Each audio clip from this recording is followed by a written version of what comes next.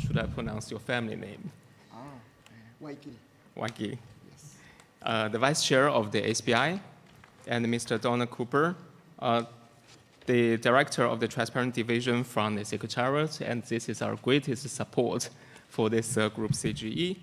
Distinguished guests, ladies and gentlemen, welcome to this side event of CGE, the achievement of the CGE upcoming activities and national insights into the preparation of the BTRs, the Biennial Transparency Report. My name is Xiang, and I'm serving as the CGE chair for this term. The CGE, which is a consultative group of experts, was established by COP5 at 1999, and it is the longest standing constituted body under the UNFCCC system.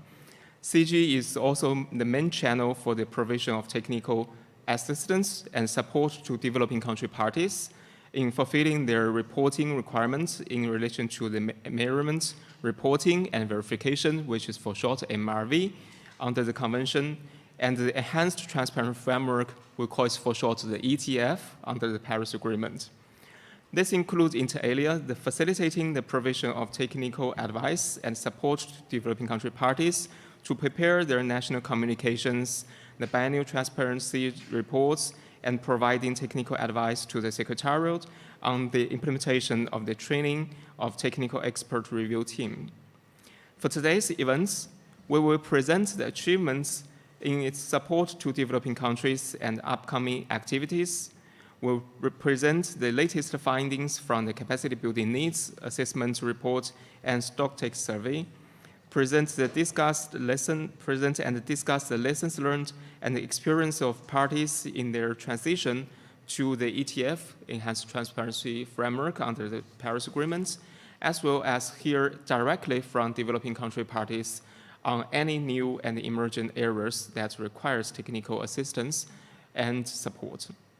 So firstly, we will listen to the opening remarks from our SBI Vice Chair and then Mr. Donald Cooper.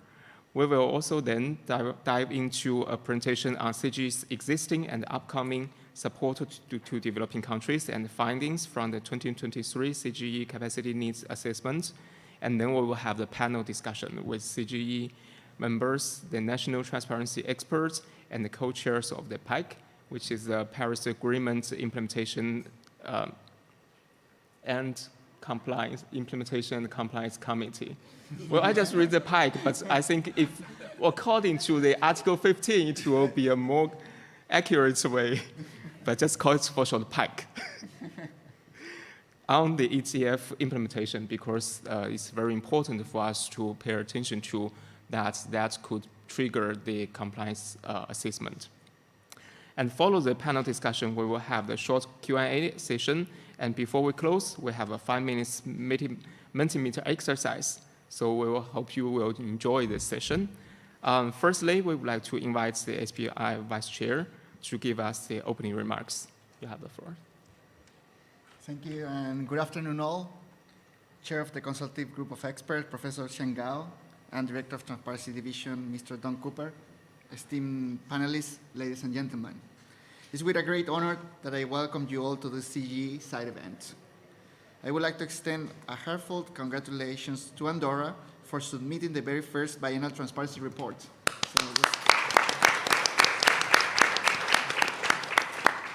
This commendable achievement not only marks a significant step for Andorra, but also serves as an inspiring example for other developing countries.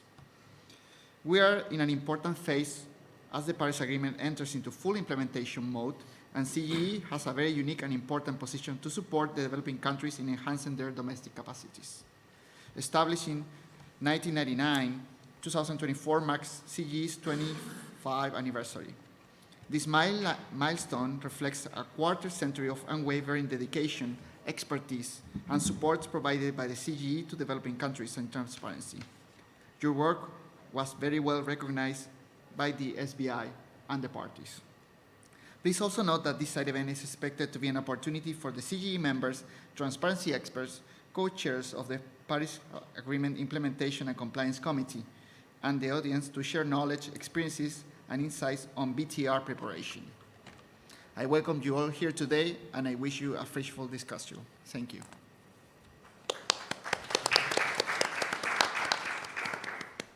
Thank you, Chair. I would like now to invite Mr. John Cooper to give his opening remarks. John, you have the floor. Thank you very much. And I'm sure all of the parties here are smiling at Andorra, but inside going, darn. There goes number one. Only one party can be number one, and but top 10 is also a fantastic achievement. So congratulations. And it's not just that the submission was made, it sets a tone for others to be made. Now, hopefully not too many before June, because the software for automatic submission will be ready for use in June. But, you know, we could deal manually with another 3 or 4, so feel free. I'd like to acknowledge we have had, for some weird reason, quite a remarkable string of chairs of the CGE, leading up to the current chair. When he demits office, then we can decide whether we include him in this list or not. But there has been quite a dramatic change in how service is delivered to developing countries. And it isn't a single CGE chair that did that. It was a process over a number of years. So there had to be some common thinking and really quite expert planning. And the beneficiary of that has been the developing countries. In having discussions with them or listening to them plan, it used to be, you know, we can organize 4 or 5 workshops during the course of the year and maybe deal with providing expert guidance to 150, 200 participants over that period of time. Now, they look at 300, 400 people participating in one event. They have made a quantum leap in what engagement with parties means. And it should be noted that when you gave them that comfortable tenure of an extended mandate, they took advantage of it and developed a new way of supporting developing countries. And it is quite remarkable to watch. Yes, there are all types of constituencies represented in the CGE, hopefully more in the future, depending on how that goes. But they very rarely act on behalf of their constituency. They tend to act as if they are CGE members. Right? So it tends to bring out an augmentation of ideas rather than combating each other to see how you can find the lowest common denominator. And I think the atmosphere that has been set by the chairs has facilitated that and generated a feeling of comfort with the people and a level of trust. So you are willing to do as much as you can rather than as little as you can. So I am really proud of the achievements of the CGE and the way in which it has set the tone for how it works going forward. And why is this significant? Well, we are at a crossroads. In fact, because of Andorra, we've actually crossed over the road now. We were always looking forward to the time when we will have to start engaging on the enhanced transparency framework. Well, it's now. We have managed to train the first 800 or 900 technical experts. And over the course of the next 6 months, hopefully that will jump to 2,500 to 3,000 certified experts. And then beginning by the end of next year, they will start doing the reviews of the submissions of the biennial transparency reports under the enhanced transparency framework. So it is no longer we are going to transition to, it is we have transitioned to. And the CGE has also made that transition where their work program has targeted the enhanced transparency framework over the last 2 years. Indeed, I remember having discussions with some parties 2.5 years ago when they were saying, I mean, isn't this a little bit too soon for the CGE to start targeting the ETF?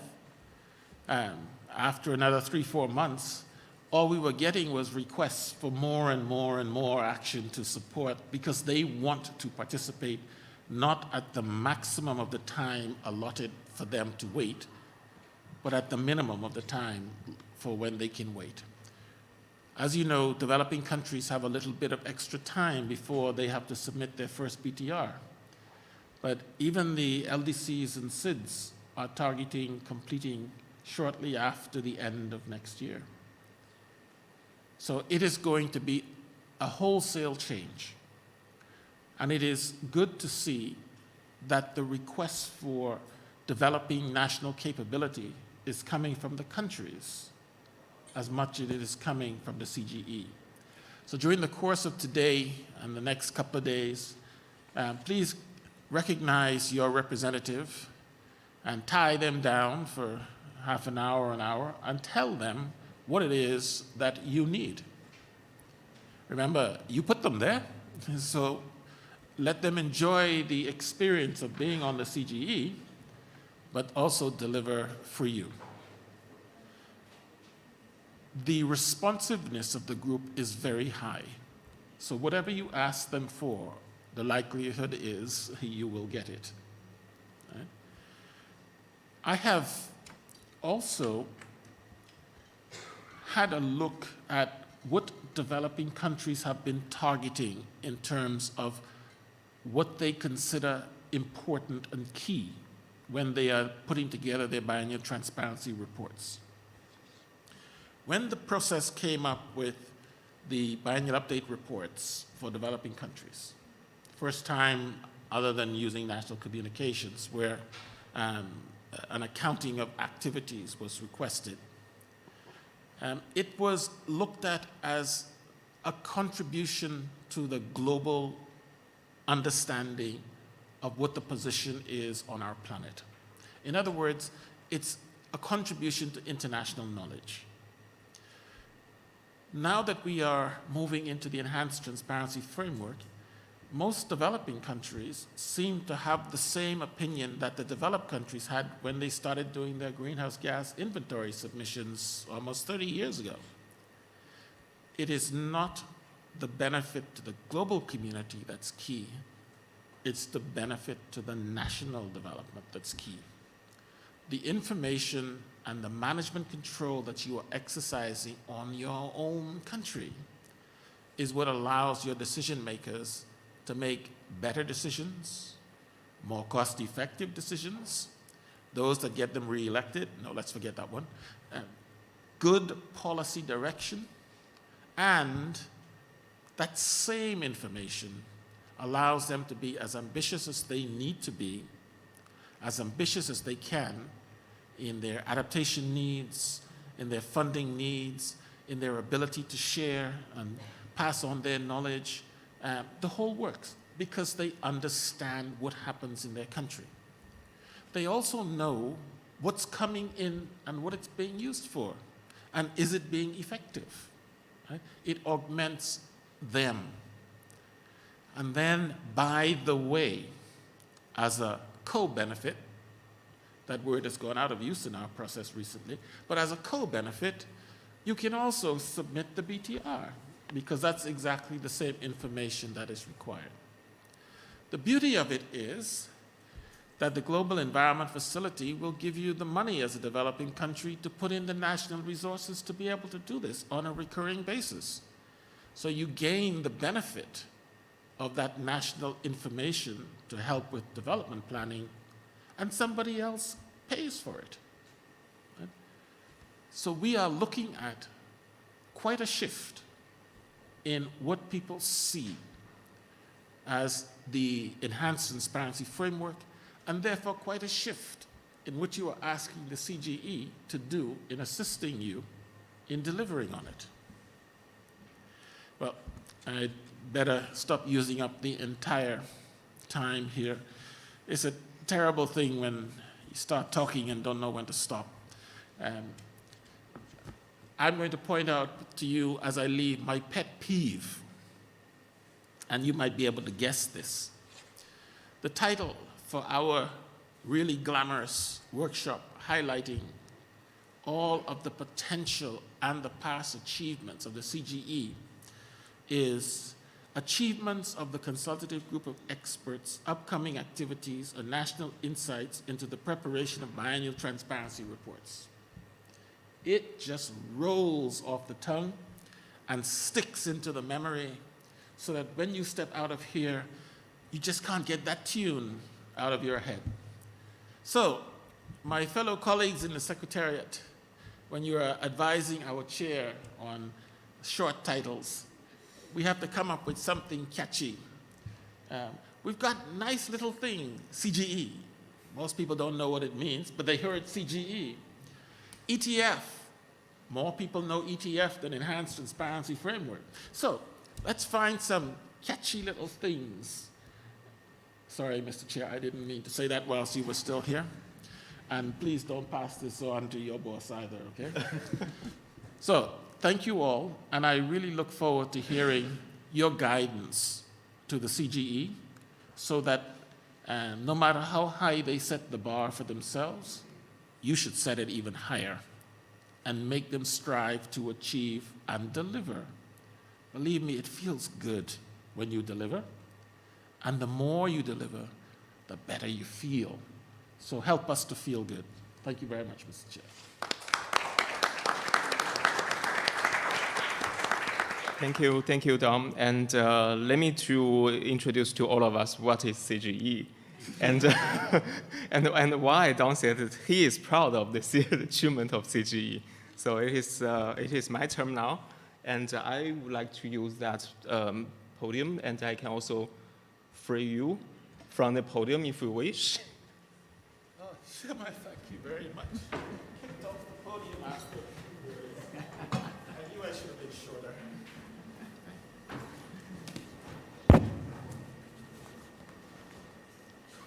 But it seems I should look like this. Look at the screen like this. But anyway, so very glad to have this opportunity to share with you what does CGE mean and what we have achieved and why our distinguished Don is so proud of that. Can I just click my, okay, great.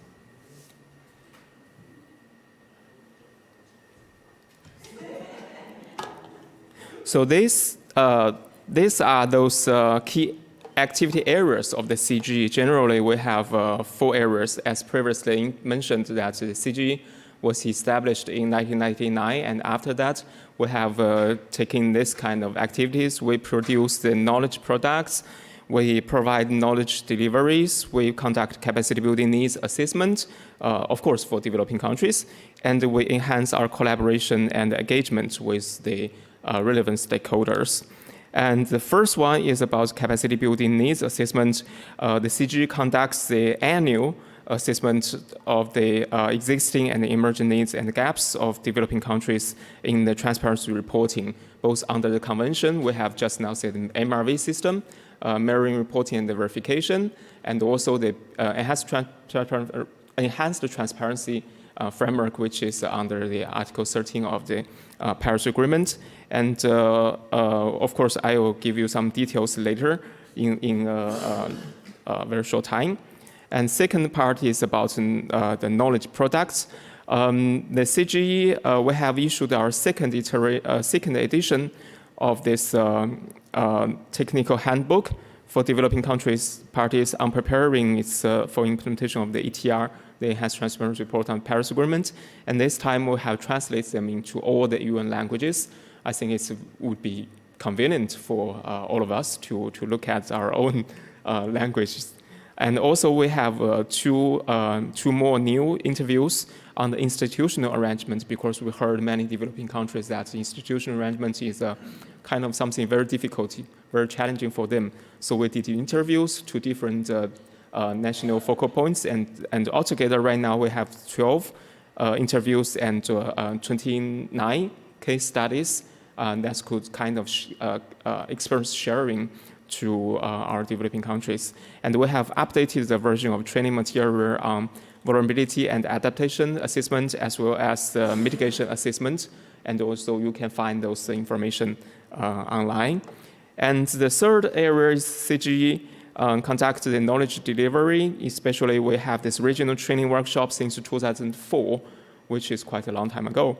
And also we have the regional webinar since 2018. I should say this year, in 2023, we have held 3 regional training workshops from April to September, and on the reporting of information on climate change impact and adaptation, and also support needed and received in relation to adaptation reporting. And you will see we have these 3 regional workshops for African region, we have from the Latin American and Caribbean region, and also the Asia Pacific, and as well as the Eastern Europe region. And we also hold 3 regional webinars during July and August on shining the spotlight on CGE training material for reporting on climate change mitigation. So which means for this year, we have covered both adaptation and mitigation. It is very important for the BTR reporting. And we also enhanced our collaboration and engagement with other institutions. For example, we hold our annual informal forums and also the CGE side events, which is right now. And the annual informal forums was usually conducted during the February-March session.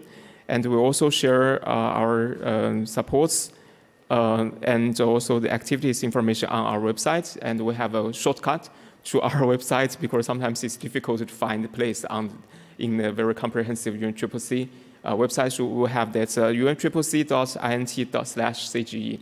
It will be easier for us to find it. And we also collaborate with other expert groups and constituted bodies like PAICC.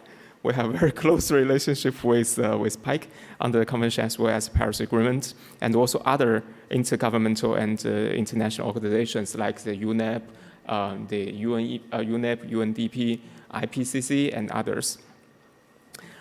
So generally, I think all you need for fulfilling the requirement of the reporting under the UNFCCC and Paris Agreement, this information you can find from the CGE website. Whether as a handbook or experience shared, you can find there. However, if you find anything missing, just let us know. We will try our best to incorporate the new product. And how you can inform us this information, this is the transparency needs assessment we did annually. So generally, we have, this year, we have this report includes a technical paper and also its distilled version and also the stocktake survey report.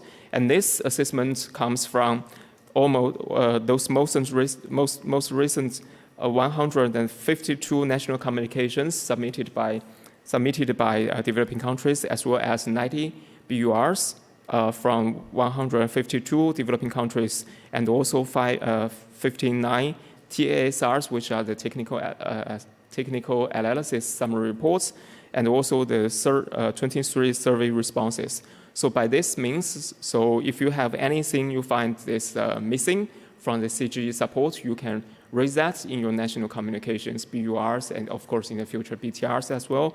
And also you could participate in the survey we have shared with all the national focal points. And from this transparency needs assessment, you will see that from globally and from different groups, they have different priorities. But generally, it seems that the GHG greenhouse gas inventory has the highest share globally and also in all the regions, followed by either adaptation or cross-cutting issues, which means most of the developing countries find to prepare for greenhouse gas inventory is quite challenging for them. And also for those breakdowns of the areas in which the challenges and the needs were identified, we can see by different themes. Firstly, for the national greenhouse gas inventory, it seems the most difficult thing is about the data and information. And for mitigation, it seems this methodology and tools are quite challenging for developing countries because under the report of the mitigation, especially what we call PAMS, policy and measures, sometimes you also need to estimate the quantified result. So it's quite challenging for developing countries, and also some parties also wish to do the projection of emissions. It's kind of a methodology and tools issue. And for adaptation, also the methodology issue is quite challenging for developing countries. For support, it seems like the challenging across quite equally from all of these areas about institutional arrangements, data, as well as methodologies. Let's have a further look into this greenhouse gas inventory, the challenges for greenhouse gas inventories. It seems most of the countries have the poor quality and available of data. It's challenging. For example, the historic data, the disaggregate activity data for the complete time series, and data consistency with the IPCC guidelines, all of them are quite challenging, especially when we move to the biannual transparency report under the Paris Agreement. We have a much enhanced reporting requirements, so it will be even more challenging in the future from next year on. Excludes Andorra because they have already submitted their first BTRs. And they also underscore that the enhanced data availability and quality would substantially improve their national greenhouse gas inventory by allowing them to conduct uncertainty analysis, including the QA/QC procedures, and also developing country-specific corrections and like the emission factors, and also using the higher tier of the IPCC methodology. All of them are those challenges faced by developing countries. For the climate change impact adaptation, there is a need to enhance the climate research, especially, for example, on the climate modeling, specifically to national and the local context. And also they need to understand better the multi-factored impact, including the socio-economic consequences of climate change, and also the vulnerability and the risk assessment. They need some kind of methodology and tools there. And also some parties pointed out that the inadequacy of national funding and the resources allocation dedicated to research is also quite challenging for developing countries. For those emergent needs in relation to enhanced transparency framework, the respondents were asked to select the top 3 areas of the capacity building that can benefit their countries in facilitating the implementation of the ETF under Paris Agreement. And most frequently selected capacity building areas in this year's survey are the first one is understanding about the MPG itself, because we have adopted the MPG, the modality procedure and guidelines in year 2018. However, since we haven't, this is the first time we use it, so many countries identified that we need to understand more about MPG, especially the common tabular format, common reporting tables. This is something that developing countries never used before, including how the flexibility provisions can be applied. And secondly, the methods and the practice guidelines for tracking progress of the implementation and achievement of the NDC, National Determined Contribution. That section is quite challenging for developing countries, as well as the methods and the practical guidelines for assessing climate change impact and adaptation. So you will see that is why for next year and this year, we focus more on this NDC tracking progress as well as the adaptation part of the enhanced transparency framework. So I will stop here, and next we will invite our panelists to come to the podium for our panel discussion. We would like to invite Carles Miquel from Andorra, and please take your seats on the podium. We would like to invite Ms. Toby Hedger from United States, and also our CGE member. Please come to the podium. And we would like to invite the Ms. Christina Voigt, the co-chair of the PAICC. Please come to the podium. And also Mr. Kakha Mdivani from Georgia. Please come to the podium. Thank you so much.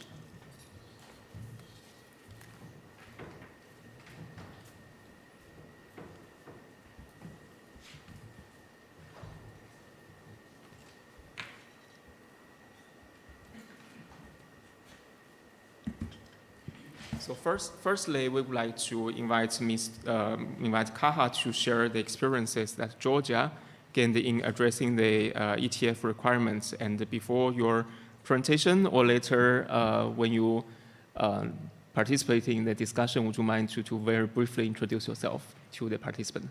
Thank you. Kakha, you have the floor.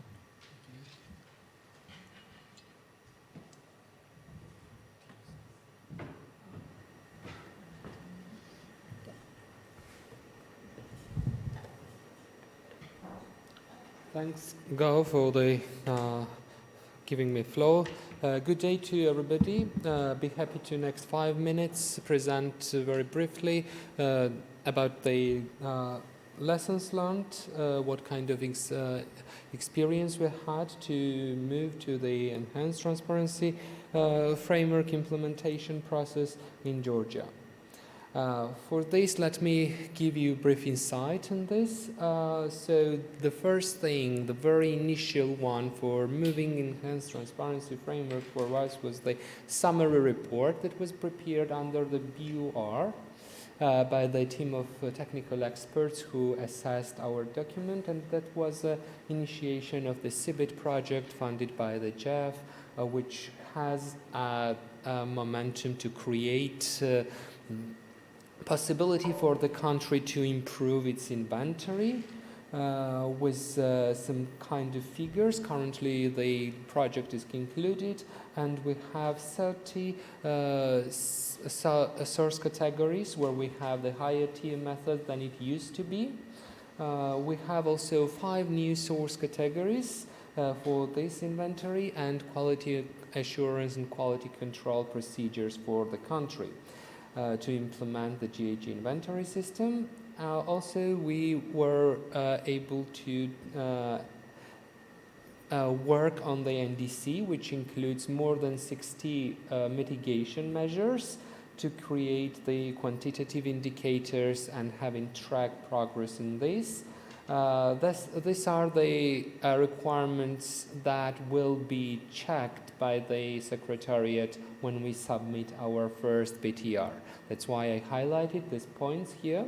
And if we go to the experience during this work where we created this one, I would go deeper and letting you know that development of quality assurance and quality control procedures was not an easy task for the country, because it was translated into the bylaw, which has 9 different type of procedures, the package of procedures, which includes not only the general assessment of the quality and quality assurance, but also the verification of the national GHG inventory, and also the archiving all of this data that is gathered and assessed and processed during the inventory process. That gave us to add 4 job positions within the inventory process. Currently, 2 of them are executed by the project that is implemented by UNDP. And all of this work for us was cost 50,000 USD. In addition to this, I'd like to share the small experience about the NDC tracking.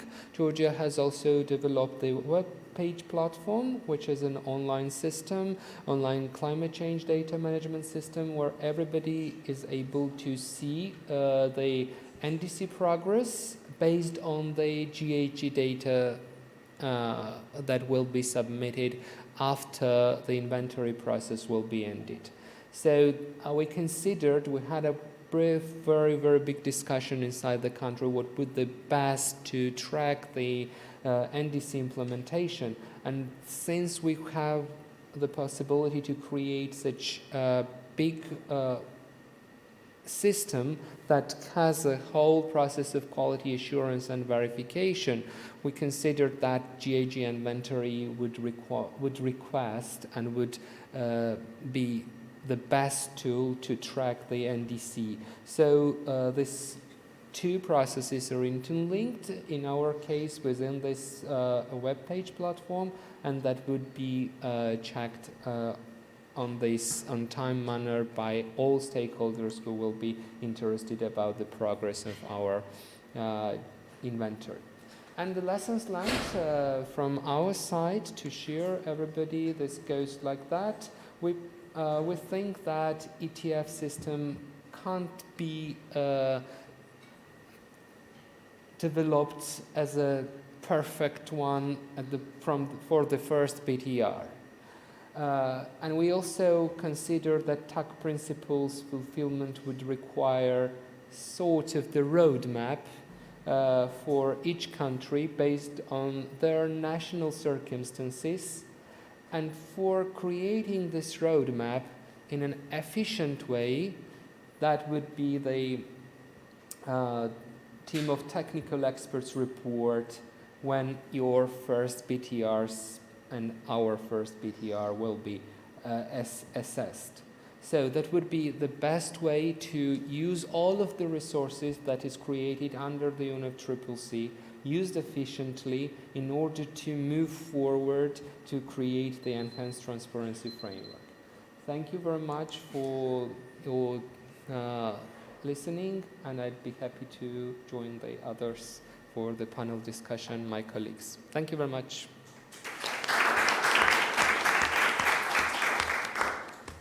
Thank you, Kakha. And previously, when we have this presentation from CGE, we see that most of the developing countries are concerned about institutional arrangement.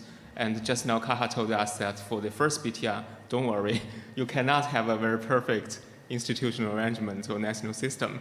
However, we are now to invite Mr. Carlos Miquel from Andorra to give us his views, because they have submitted their first, world's very first BTRs in October of 2023. And bear in mind, the due date for that is next year, the end of next year. So it's well in advance. So congratulations to that. So Mr. Miquel, so what is your advice for other parties that are preparing and to submit their first BTR? Oh, sure. Thanks.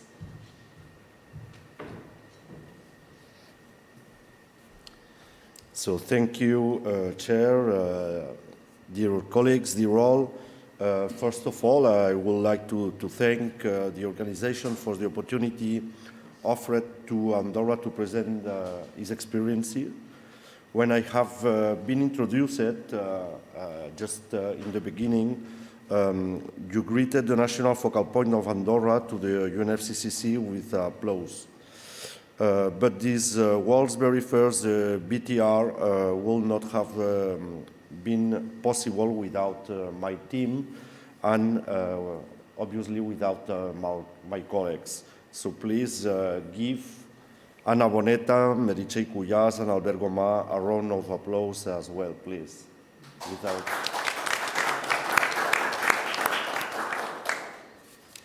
So with the recognition, I cannot go back home without 3 other robbers, so please.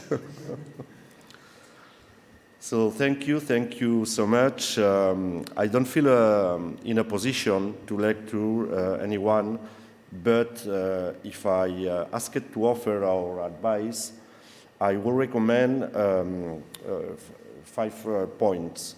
The first one is to incorporate the modalities, procedures, and guidelines, the MPGs, for the preparation of the biannual transparency reports and the guidelines for their implementations.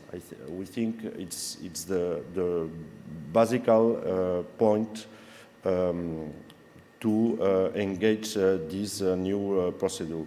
The second one is to take the most of the ETFs tools by attending trainings and workshops. We have trainings and workshops at this scope, so we have to attend if we want to improve in this new process too.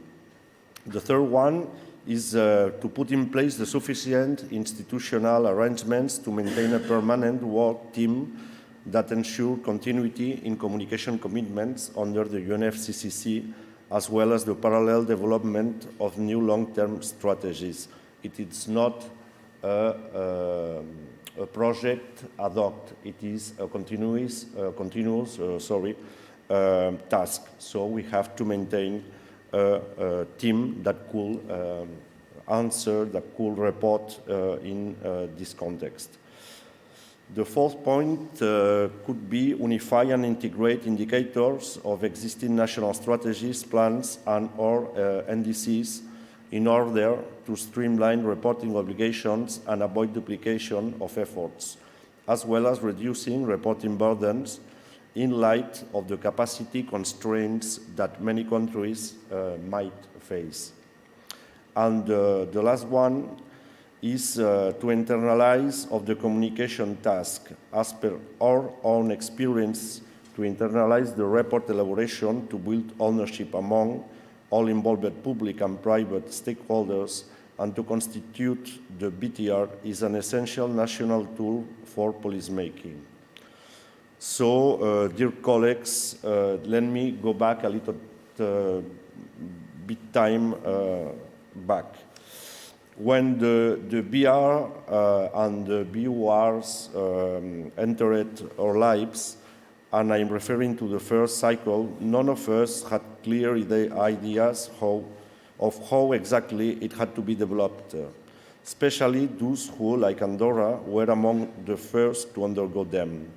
The same was the case with the experts who had to review the documents. But it was by bravely facing this challenge that we all improved our subsequent reports, and that the TTA or the other parties refined its assessment within the framework of the decisions adopted by the plenary.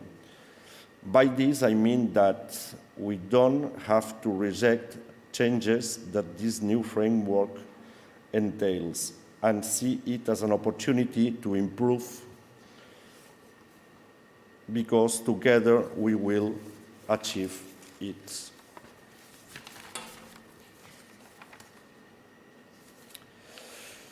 You see, Andorra is responsible for less than 0.001% of global greenhouse gas emissions. A small country, so few emissions. But despite this data, Andorra's commitment is firm and determined, with commitments such as achieving carbon neutrality by 2050. And you know why? So it's because, despite being the source of a teeny part of global emissions, Andorra, our ecosystem, our socioeconomic activity, and in short, our livelihood have already been significantly affected by climate change. It is important to understand that, especially for vulnerable territories, being exemplary, being transparent in the communications and meet the communications obligations under UNFCCC is essential for being demanding with the rest of parties that have big mitigation potentials. These regions, often disproportionately affected by the adverse impacts of climate change, rely on clear and open communication to effectively address their unique vulnerabilities. By adhering to transparency standards, they establish a basis for holding other parties accountable. Armed with transparent data and insights, these territories are better positioned to advocate for equitable support and resources. Furthermore, this transparency communication set a precedent compelling other parties, especially those who sustainable mitigation potential, to recognize and respond to urgent climate challenges faced by the most vulnerable. In essence, transparency becomes a catalyst for fostering global collaboration and ensuring that climate actions are impactful. In short, and to conclude, being transparent allows to be exigent. So let's work together for transparency. Thank you very much.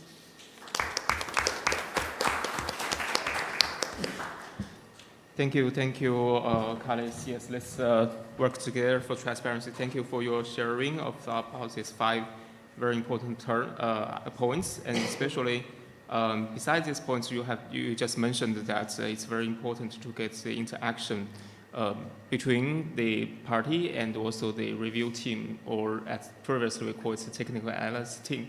So I'm very proud that I'm a big member of the TTE to do the technical analysis on Andorra. So maybe that is one of the reasons that you can submit the first ever the BTRs, because I have also contributed a little bit to your team capacity. Thank you so much to identify the importance of having these interactions with those experienced global experts. Thank you so much. Toby, as our CGE members as well, we know that countries have different starting points in this transparency regime, and like developed countries, you have more than 20 years experience in reporting greenhouse gas inventory and also national communication, as well as the BRs on the convention. So could you please also, share with us how the United States addressed recommendations received on its NCBR greenhouse gas inventory report, and keep improving your reports? Because as previously we all understand from the first beginning, nobody can do things perfect. So what is the story of your country in this improving, and is there a key message or lessons learned you would like to share with the others? Thank you. You can just sit there. Thank you. Super, thanks, Gao. For those who don't know me, my name is Toby Hedger. I'm from the United States, and I serve as our CGE member currently. I have been involved in the United States reporting since 2004, with a break at some point in there. I started off working to support the development of the U.S. greenhouse gas emission inventory, from a single source category up through supporting the overall coordination. And I have just finished my first BR reporting cycle with the United States, from development and submission of the report through the in-country review and through the MA. So I feel like I've seen this from a couple of different aspects, and happy to share my perspective from both of those roles. I think you really hit the nail on the head, Gao. It's not perfect. I think that we all acknowledge that our reports are never going to be perfect. There is always room for improvement. And the improvement cycle looks a little bit different, at least in the US, between the inventory and the BR. So for the US as a Annex 1 or developed country, we are reporting our greenhouse gas emission inventory on an annual basis, and we are receiving feedback on it very frequently as well. And we have formal feedback that comes from the review process. We also have formal feedback that comes from a domestic expert review process and a domestic public review process. And as all of these inputs come together, we generally keep by source category, or at minimum by sector, a list of these improvements and develop an improvement plan. And we identify which are the highest priority improvements and what can be tackled, the ankle biters, like the really easy things, try to address those first, and look at longer term projects where maybe we need to do a different kind of data collection or create a different kind of survey. And those things would then get prioritized over time based on whether or not we have budget I think there's this conception that there's these unlimited budgets for developed countries and their reporting processes. And while we do have line item for inventory, and within the inventory teams, they prioritize this funding, it is by no means unlimited. And so we also have to make tough choices. We generally try to hit the points that the expert review teams make, like if there are things that we can address from a year-to-year basis, we want to do that. We want to be seen as working constructively as a partner with the review team, and we see that as really, really helpful feedback. On the BR side, having just done this review process, I feel like the review team is almost like, and for me, having them come in country, it was such a positive experience. And it's almost like having free consultants. And they are there to help identify places where, like in our case, we had some typos, and that happens.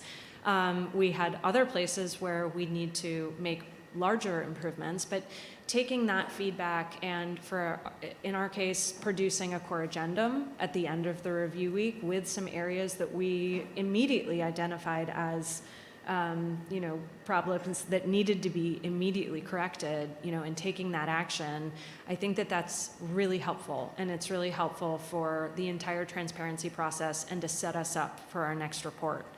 On a longer term basis, as we look from the BR to the BTR, while everything is not a one-for-one, we are already starting to do the planning for the report now that MA is over, and looking at where we did have recommendations from the review team, even if it wasn't on the shall requirements, but also the shoulds and the mays, for those of you who are really in the weeds on transparency, and making sure that those messages don't just stop in the review report, and that they get back to the top of the desk as we look at developing our new outline and start to identify where we can be changing what we're doing from last time to better meet the mark of the requirements.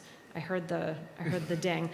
So I think my big lesson learned, having, as I mentioned, just done this, is really see the review team and the expert reviewers as partners and not as a kind of a scary group who are coming in to point out all the things that you did wrong, because they're looking at this with a lens of QA that we all as reporters and practitioners can't necessarily see when we are so in the weeds on the details. Thanks. Thank you, Toby, to allow me to be so impolite to everyone. Well, I think according to what you have just said, there are, of course, several very key points. I think I would like to take two of them. The first one is to identify those most prioritized area, and sometimes it will be the most easy thing for parties to address. And for those longer-term difficulties, systemic things, we need to make a longer-term plan to address them step by step. And my advice, based on Toby's advice, is please be familiar with MPG as well as Article 13 of this Paris Agreement. When we say most prioritized area, that sometimes means the shall requirements, because this is something as a mandatory requirement that in the BTRs you have to report. If you don't report the shall requirements, you will get recommendation. The recommendation will then sometimes goes to PAICC.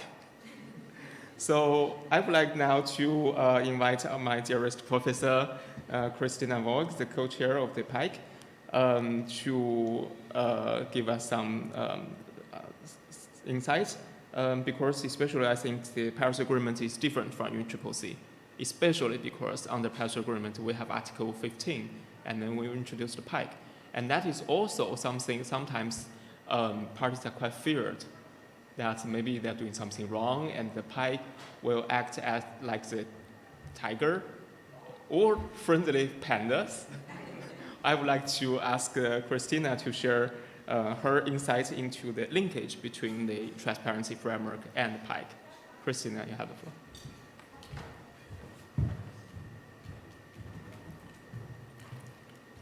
Thank you so much, Gao, for inviting me. Thanks for your question. Many thanks also to the Secretariat, UNFCCC Secretariat, for bringing us together, the two constituted bodies of the CGE and PAICC. I don't dare asking how many in the audience know PAICC, but at least we have an acronym that rolls off the tongue as maybe no other. But PAICC, as we heard, stands for the Paris Agreement Implementation and Compliance Committee, which is a constituted body under the Paris Agreement, and it was established in the agreement itself in Article 15. It is custom designed to facilitate parties' implementation and promote compliance with the provisions under the Paris Agreement. Compliance with the core legal obligations, and Gao just mentioned at least those under Article 13, but there are a couple more. If you're interested in what the mandate is of PAICC, I can only refer to its modalities and procedures, which were adopted in Decision 20 CMA1 in Katowice in 2018. But we also, since last year, have a full set of rules of procedures.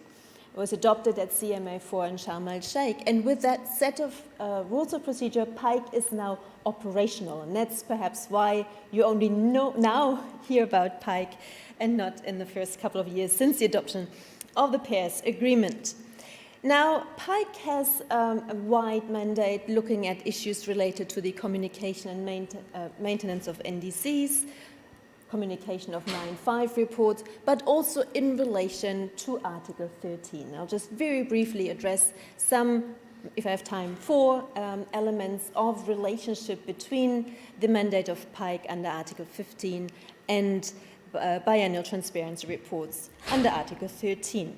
The first is that PAICC is mandated to help and support parties when they meet challenges in implementing any provision under the Paris Agreement. It doesn't have to be a legally binding obligation. This is one of the core functions, to be facilitative in supporting parties to do what they need to do. And this means that parties that, for example, find it difficult to meet the deadline for submitting the BTRs on the 31st of December 2024, could bring this to the attention of the committee, that there may be challenges, so at least the committee knows about the challenges that some parties may face. This can be done through a submission through the committee, through PAICC, and on its website. The second relationship to PAICC is that, as Gao just indicated, the submission of BTRs is a core legal obligation. Parties put significant importance on the enhanced transparency framework as it is defined in Article 13. We all know that. And PAICC is mandated to initiate the consideration of issues if a party does not submit its BTR under Article 13.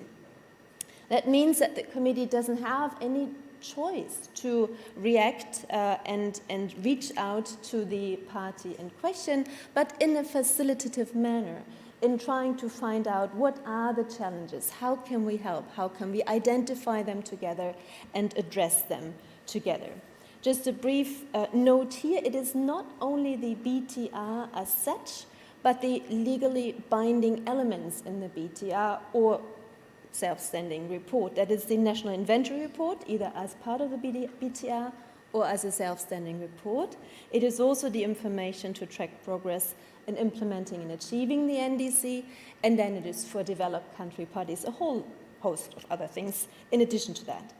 In carrying out its mandate, PAICC is also asked to liaise with the lead reviewers to find out what they are looking at when they're looking at the BTR, especially through the technical expert review. And PAICC is mandated to reach out to other constituted bodies under the Paris Agreement, and that includes the CGE, in order to find out how can we help, how can we work together in addressing any challenges that parties may have in implementing or complying with the obligations under the Paris Agreement. Very briefly, third, the committee also has a possibility to look at systemic issues. For example, if it becomes clear that a certain number of parties all do not meet their deadline because it is very difficult to understand the modalities, procedures, and guidelines, or the deadline is too short, or whatever it is, it may point to a systemic challenge that is not just in relation to one particular party, but to many parties.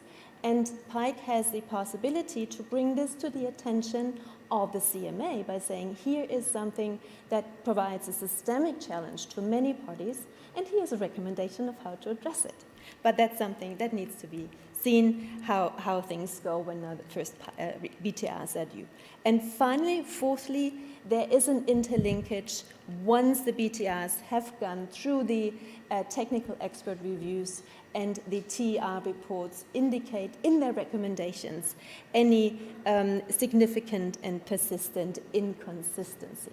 In these cases, PAICC, with the consent of the party concerned, can get in a dialogue with that party and try to help and support that party in overcoming those inconsistencies. So the Paris Agreement Implementation and Compliance Committee is ready to support parties and to serve them, and together to work for transparency. Thank you so much.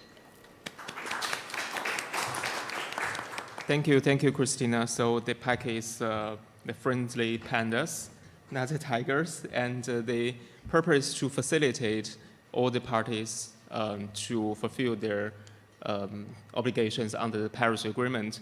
Regarding to the transparency issues, especially BTRs, if you foresee that due to any difficulties you potentially cannot meet the deadline, please, the advice is to make a submission to PAICC, and PAICC will seek for also coordination with other constituted bodies to try to support these countries to avoid the non-compliance issues. So thank you very much for this advice. And to Kakha, during your presentation previously that you have introduced several improvements from Georgia in addressing the ETF requirements. And also previously we see from the slides that many countries feel that the QA/QC is quite challenging for developing countries to conduct. So would you mind to share some of your experiences on how you improve the QA/QC, the quality control, quality assurance systems, of course, according to your national system? Thank you.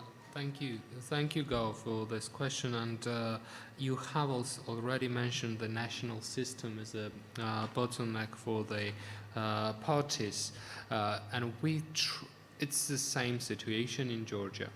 But we decided to address building the national system from the QA/QC. We started it from the end. Why we decided it? So, first of all, I think it would be always better to analyze the situation you have inside the country. For us, it was a reality that the JEF released these funds. We don't have enough money from our national budget to support it, so we have to create, based on this reality, in a system inside the country that fully absorb this outsources inside the internal process. For that, we consider the QA/QC system as an open gate for that, and build the process that supports the government to identify how important is it to have more accurate data that would be reliable for different kind of stakeholders. We all know that because of the NDC, the national GHG inventory value is really, really high, under the 6.2. This pressure is there. So if we want to meet this pressure and don't collapse our GH inventory, we need to prepare as soon as possible. So with this regard, we decided to start building from the QA/QC system. The analysis, the reports are there. Some nice documents are available from the CGE webpage that also saved our resources because some information has already digested and we just needed to analyze and transform it to the Georgia's circumstances. So with this, we start to create the process. We start to create a process, and by cooperation with UNDP, we already created 2 positions under the project, BTR project. This is a general QC expert and a QA expert that is already there. There is also available other resources, and we are considering to request the support for the verification based on the national modalities that we currently developed for that, to have this the verification procedures also taken into account. So with this, we can easily show our decision makers, guys, this is a very serious process, and just one expert in each sector is not enough to deal with this, because you see the huge list of the improvements that is necessary to be done. So if we want to reduce this list of improvements within this cycle of preparation of BTR, let's have it do it now, because we have the next stage where secretariat checks our reports. And we have to do as much as possible to use that assessment for improvement of our work, future work.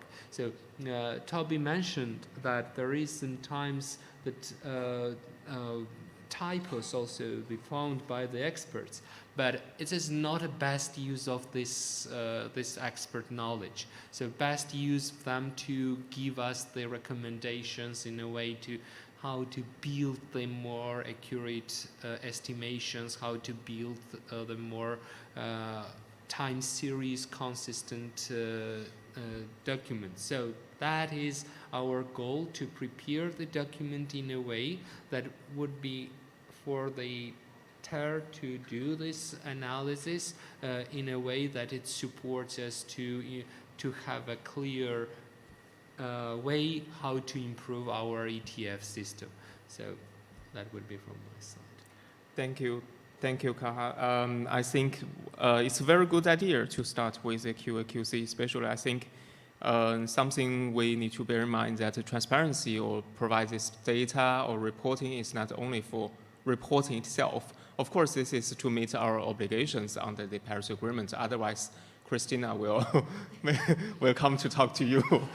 But I think the most important thing is that we are going to make use of this data. And if we have a very good data basis, that will be very valuable and helpful for us to make policies and to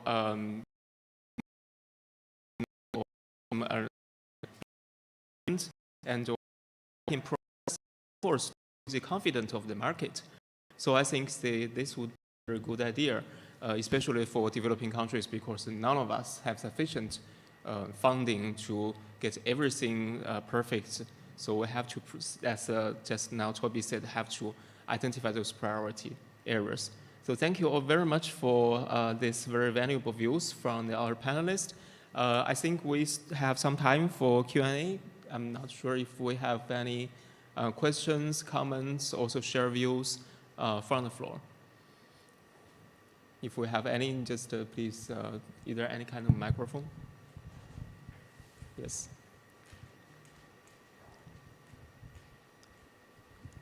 Hello, my name is Don, same as Transparency Division. I'm from Republic of Korea, and I'm a focal point to preparing pioneer transparency report in our country. And Because of that, I get a lot of stressful these days to preparing BTR. So anyway, very thank you for CGE to providing some good information, and I know the CGE's support is really useful to the developing country parties to preparing to reporting.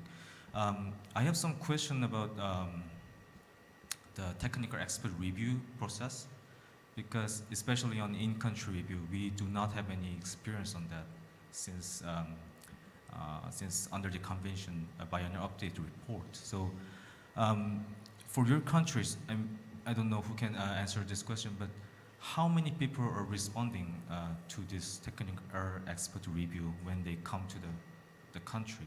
I mean, because this is one of the concern for our country. Institutional arrangement is still not very formulated in our country right now. So please share us some, like for example, how many people are responding to this technical expert review, and of which ministry, like which institution are participate to this process. Thank you. Well, thank you, Don, for this question. I guess maybe Toby and I could share our views, because Toby has received several rounds of in-country reviews, I guess, United States as a developed countries, and I participated in several rounds of the in-country reviews to and especially I think I can give you some comparison, because the first in-country review I conducted in Iceland. We know Iceland is not a very big country, so generally I think they have, of course, one leading expert from the government, and they have almost, I think, around 10 people to respond to the questions. And in fact, I don't want to say the respond to the questions, but how the discussions or talking to these free consultants, as Toby said. I think for Iceland, around 10 people. And the merits for in-country review is that we have 1 week stay in the country with your ministries, with your national focal point. So we're not in a hurry. So if for example, these experts or officers from different ministries come to have a dialogue with the this review team, if he or she cannot address this concern is quite serious, right? The questions or discussion, and he can or she can come back to find another colleagues to come here for the second day or this afternoon. So that's the merit of in-country review, because you have all your colleagues here and have the chance to talk with this review team. And and I also have the one in-country review to Australia, and it's a much bigger team. For example, when we discuss, we have several thematic areas. I take care of adaptation and also FTC part, and they have their adaptation expert to give us presentations, and I think 3 or 4 for adaptation, because they cover different areas and from different ministries. And for FTC, I think mainly led by the Ministry of Finance, and show us how they cooperate with others, what is how their national data system look like. I think it's very useful. So I think this is my view. I think for Australia, altogether, inventory, mitigation, finance, adaptation, I guess they have 30, something like that. How about the case in United States? Yeah, so I can speak to the most recent BR review, because that's a little bit different than the inventory side of things. But for our BR, our approach was to have the coordinator who was, well, I shared the role, so me and my colleague, and then for each of the major chapter or thematic areas, so we had 1 or possibly 2 people who were participating, and they were just to be clear, it's technical level. This is not like the bosses, right? These are the people who actually worked on the content of the report. And in our case, for each of the thematic areas, they made a presentation to the expert review team, very casual, I should say. This is, we had like a small room, and it was just a couple people around the table clicking through the PowerPoint and stopping and having dialogue along the way. Where the expert review team did want to dig in further into a specific topic, if the person who was there felt like they didn't have the adequate technical background, like maybe they relied on a different colleague to contribute for that specific area, they either called them and included them in kind of virtually, or agreed that the next day they would come when it worked for their work schedule so that they could have the conversation directly with the expert review team. This is a little different than the inventory side of things, when there are, like, to me, the experts are a lot more spread out because people tend to have like very focused backgrounds. So like as someone who worked on the HFC, like substitutes of ozone depleting substances, that was one of the categories that I worked on. I would not necessarily be called in to come participate in the IPPU discussion unless the expert review team wanted to focus on that one specific area. So we were cognizant of everyone's time. I mean, everyone's doing their regular job. And so we also had people coming and going quite a bit. So for like the opening presentation, we had probably maybe 10 or 15, like from across all topic areas of the report.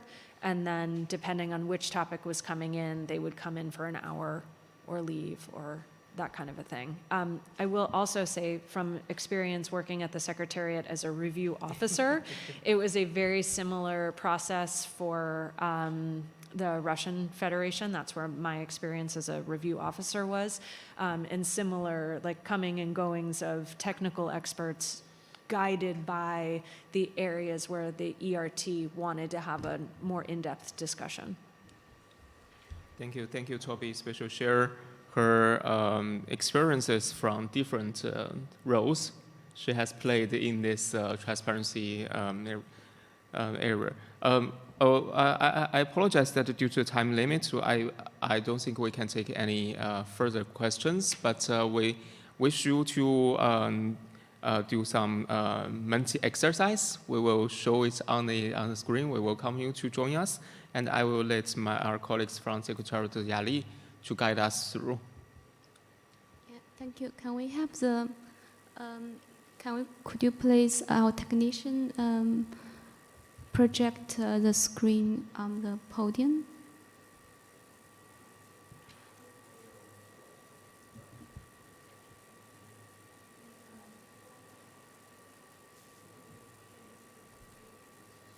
Yeah, could you please just project the screen on the podium to the screen?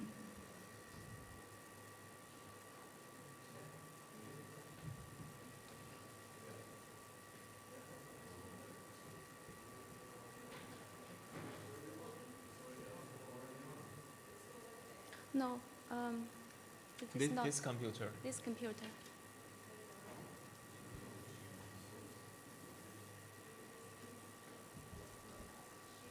This computer. We need this one.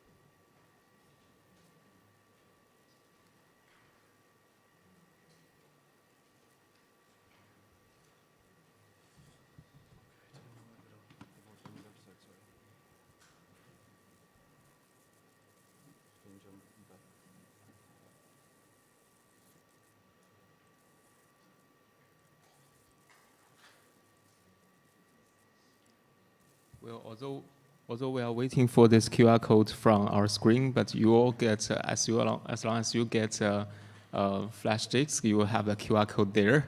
And that QR code will guide you to the CGE webpage. Please come to visit us.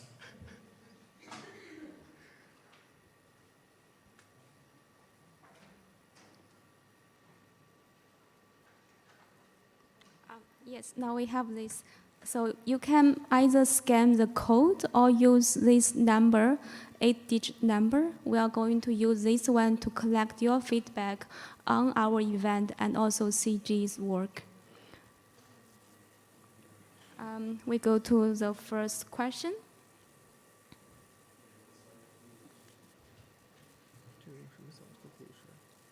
The first question is, what is your background? Either you are a national transparency expert or you are working. Oh, we have already received some feedback. So the majority are national transparency experts, and yes, you have already heard CGE before. Regarding the next question, is that does this side event met your expectation? Thank you all. And also thank you all for your time to participating in our side event. The next question is that apart from this side event, have you attended any other CGE capacity building events, online courses, or used any CGE guidelines or materials? We also have 6 people mentioned the yes. We have, on CG webpage, we have all information. You can find all CG materials and also information about our previous events. So you are very much welcome to explore our CG website. As Gao mentioned, we have a very short CGE URL, so it is very easy to find. And we wish CGE can support you, keep supporting you in the future. The next one is that which CG activities do you find the most impactful? As Gao introduced in his presentation, CGE produced technical documents, also organized regional workshops, webinars. We organize side events during SP sessions and inform form to collect other inputs. So we would like to hear from you which one you find the most impactful. Thank you for your feedback. Then we go to the next one. The next one is that in terms of CG support for the near future, which topic of interest that most interests you? So the first one is ETF and MPGs. Second one is ETF reporting tools. Third one, institutional arrangements for transparency, national greenhouse gas inventories, mitigation and NDC tracking, adaptation and impacts, and also support needed and received. We see that they are interested in almost all of them. So I think we may need include all of them in our future work. Yeah, that is quite a challenge for us. We try to prioritize with very limited funding. And the last one is an open question. So anything you want to say to CGE. So what works and what doesn't, or if you have anything you want to put, you can put here.